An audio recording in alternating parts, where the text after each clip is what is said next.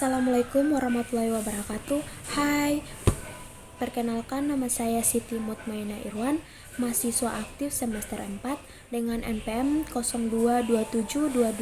022722111129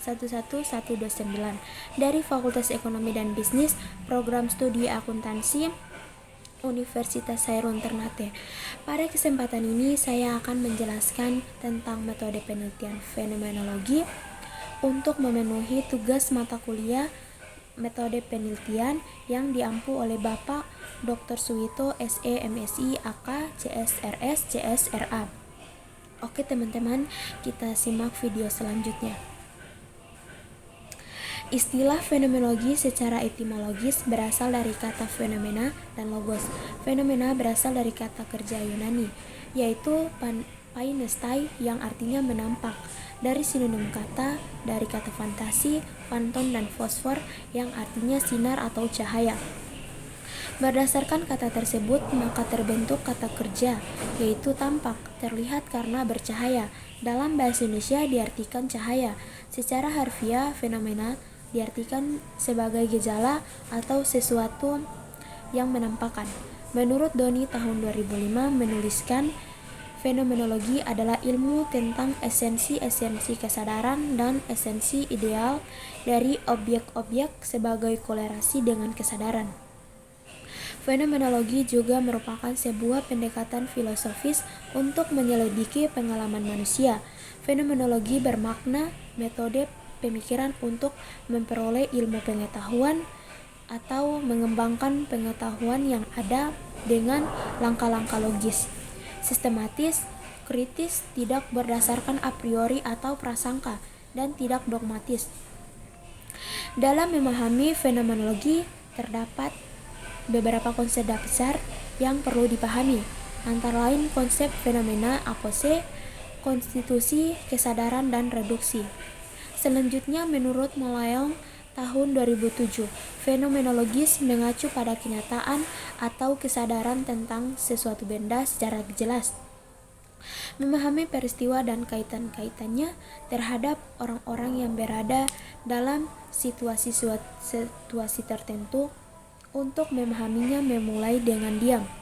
Para fenomenologis berasumsi bahwa kesadaran bukanlah dibentuk karena kebetulan oleh sesuatu hal yang lain daripada dirinya sendiri.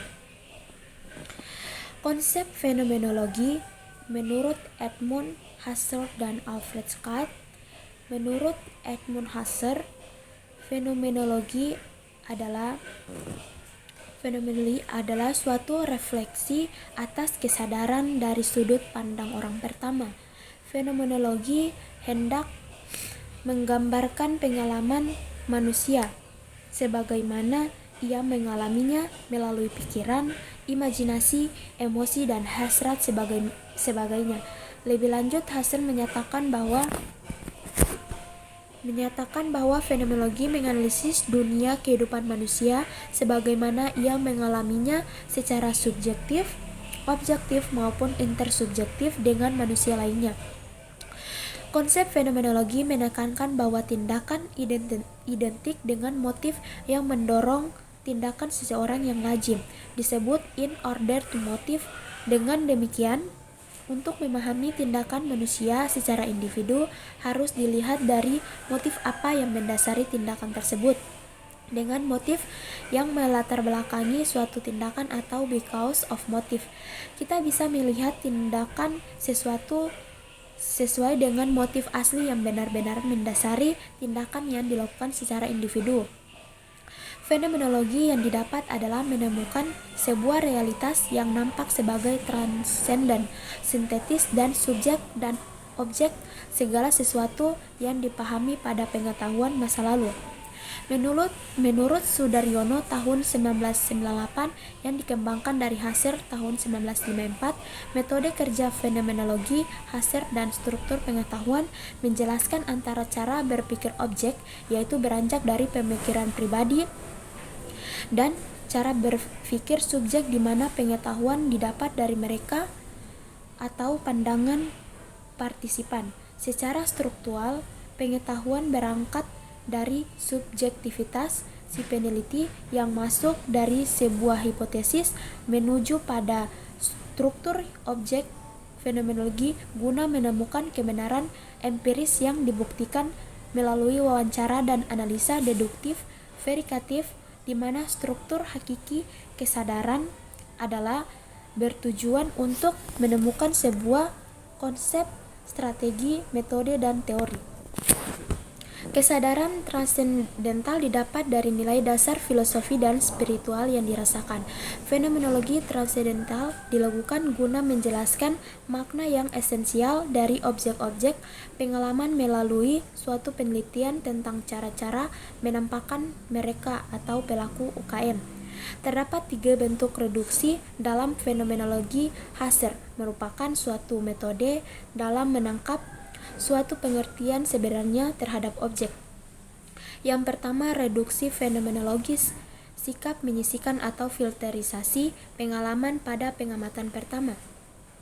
Maksudnya adalah bahwa setiap pengalaman pribadi yang bersifat inderawi dan subjektif perlu disisihkan dan disaring terlebih dahulu sehingga pengertian terhadap suatu objek tidak terdistorsi oleh prasangka, praanggapan, prateori, dan prakonsepsi baik yang berdasarkan keyakinan tradisional maupun berdasarkan keyakinan agama. Yang kedua, reduksi eidetis, sikap untuk menemukan eidos atau esensi yang tersembunyi. Jadi, hasil reduksi ini merupakan pemilihan hakikat yang sebenarnya, bukan sesuatu yang sifatnya aksesoris dan imajinatif semata. Yang ketiga, reduksi transendental. Berbeda dengan 2 jenis reduksi sebelumnya yang terkait antara pemahaman subjek terhadap objek, maka reduksi transendental fokus terhadap subjek itu sendiri. Jadi, reduksi transendental merupakan subjek yang dihayati oleh kesadaran itu. Subjek empiris diletakkan di dalam kurung untuk mencapai subjek yang sejati. Fenomenologi merupakan upaya pemberangkatan dari metode ilmiah yang berasumsi bahwa eksistensi suatu realitas tidak orang ketahui dalam pengalaman biasa. Fenomenologi membuat pengalaman yang dihayati secara aktual sebagai data dasar suatu realitas. Fenomenologi menjelaskan fenomena dan maknanya bagi individu yang melakukan wawancara pada sejumlah individu. Dengan melakukan wawancara pada sejumlah individu, jenis penelitian fenomenologi merupakan pendekatan penelitian kualitatif. Studi fenomenologi mencari jawaban tentang makna dari suatu fenomena dan pada dasarnya ada 2 hal utama menjadi fokus penelitian fenomenologi, yakni textual description, apa yang dialami oleh subjek penelitian tentang sebuah fenomena. Apa yang dialami adalah aspek objektif, data yang bersifat faktual, hal yang terjadi secara empiris. Yang kedua, structural description, bagaimana subjek mengalami dan memakai pengalamannya.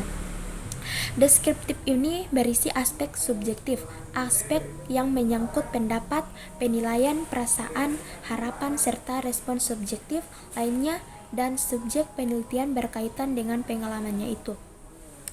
Teknik pengumpulan data dalam penelitian kualitatif, fenomenologi terdapat 2 macam teknik pengumpulan data, yaitu yang pertama, observasi, wawancara, dokumentasi, dan kebahasan data yang ditujukan untuk menjawab permasalahannya atau pertanyaan penelitian. Berikut penjelasan masing-masing teknik pengumpulan data yang dilakukan. Yang teknik analisa data. Penelitian fenomenologi mencoba menjelaskan atau mengungkapkan makna konsep atau fenomena pengalaman yang didasari oleh kesadaran yang terjadi pada beberapa individu. Penelitian ini dilakukan situasi yang alami sehingga tidak ada batasan dalam memaknai atau memahami fenomena yang dikaji.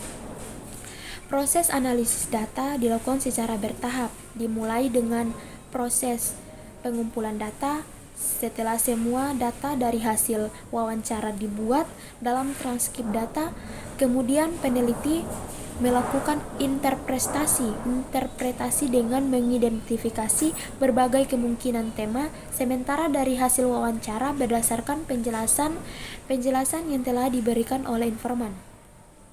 Interpretasi dilakukan dengan memasuki wawasan persepsi informan dengan cara melihat konteks transkrip dan catatan lapangan yang ada, kemudian bagaimana mereka melewati suatu pengalaman kehidupan dan memperlihatkan fenomena serta mencari makna dari pengalaman informan. Itu saja yang perlu saya sampaikan. Wabillahi taufiq wal hidayah. Wassalamualaikum warahmatullahi wabarakatuh.